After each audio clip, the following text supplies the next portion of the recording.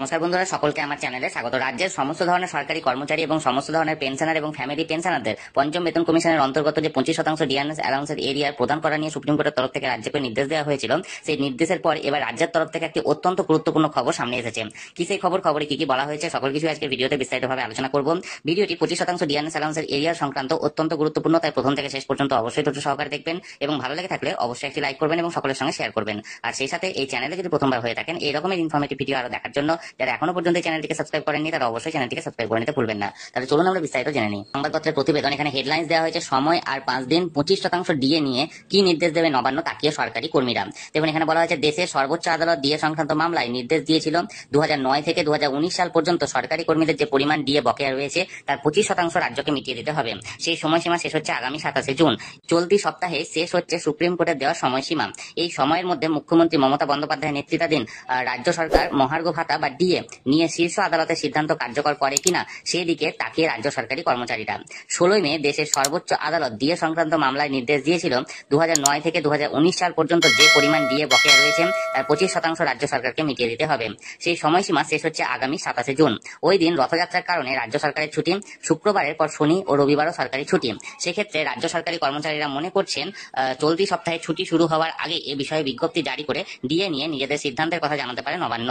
দেখুন, ডিএ মামলা শুনানিতে রাজ্য সরকার সুপ্রিম কোর্টকে জানিয়েছিল রাজ্য সরকারি কর্মচারীদের মোট বকেয়া ডিএর পরিমাণ 11,890 কোটি 18 লক্ষ টাকা। এছাড়া পেনশন প্রাপকদের জন্য মোট বকেয়া 11,611 কোটি 45 লক্ষ টাকা। এছাড়াও শিক্ষক, পুরসভা, পঞ্চায়েত সহ স্বশাসিত সংস্থা ও রাজ্য সরকার পরিচালিত সংস্থার কর্মীদের পাওনা 18,369 কোটি 32 লক্ষ টাকা। সব মিলিয়ে অঙ্কটা 40,000 কোটি টাকার বেশি। তাই রাজ্য সরকারের আইনজীবী অভিষেক মনু সিংভি দেশের সর্বোচ্চ আদালতকে জানিয়েছিলেন পুরো ডিএ দিতে গেলে রাজ্য সরকারের আর্থিক অবস্থা বেহাল হয়ে যাবে। কিন্তু সুপ্রিম কোর্টের অন্তর্বর্তী নির্দেশ মেনে এর 25% অর্থাৎ প্রায় 10,425 কোটি টাকা 27 জুনের মধ্যে মেটাতে হবে। এই সংক্রান্ত বিষয়ে মূল মামলাকারী কনফেডারেশন অফ স্টেট গভর্নমেন্ট এমপ্লয়িজের সাধারণ সম্পাদক মলয় মুখোপাধ্যায় মহাশয় বলেছেন, আমাদের আশা সুপ্রিম কোর্ট যে নির্দেশ দিয়েছে তা রাজ্য সরকার পূরণ করবে। তবে যদি আগামী শুক্রবারের মধ্যে রাজ্য সরকার এই বিষয়ে কোনো সিদ্ধান্ত নিতে না পারে তাহলে আমরা আগামী শনিবারই মেল মারফত একটি চিঠি পাঠাবো রাজ্যের মুখ্য সচিবকে। তাতে জানিয়ে দেওয়া হবে যেহেতু রাজ্য সরকার আদালতের নির্দেশ মানেননি, সরকারি কর্মচারীদের মধ্যে যারা এখনো কর্মরত বকেয়া ডিএর 25% অর্থ তাদের জেনারেল প্রভিডেন্ট ফান্ডে জমা দেওয়ার প্রস্তাব বিবেচনা করা হচ্ছে। কারণ ওই বাড়তি টাকা সেক্ষেত্রে কর্মচারীদের হাতে দিতে হবে না, সরকারের ঘরেই জমা থাকবে। আর যারা অবসর নিয়েছেন সেই সরকারি কর্মচারীদের নির্দিষ্ট পেনশন অ্যাকাউন্টে বকেয়া টাকা দেওয়া হবে।